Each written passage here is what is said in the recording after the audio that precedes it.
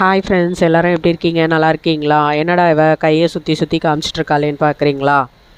நான் இப்போ திருப்பதிக்கு போனேன் இல்லைங்களா, அங்கே பேங்கிள்ஸ் வாங்கினேன். இந்த பேங்கிள் பார்த்திங்கன்னா 6 பேங்கிள்ஸ் 100 ருபீஸ். அங்கே நிறைய கலெக்ஷன்ஸ் இருந்தது.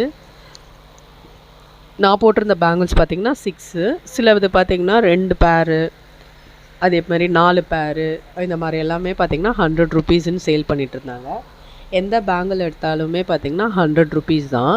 உங்களுக்கு எது இதில் பிடிச்சிருந்தாலுமே வந்து பார்த்திங்கன்னா 100 ருபீஸ் பர்ச்சேஸ் பண்ணிக்கலாம். இந்த கடை எங்கே இருக்குதுன்னு பார்த்திங்கன்னா சுவாமி பாதமில் இருக்குது.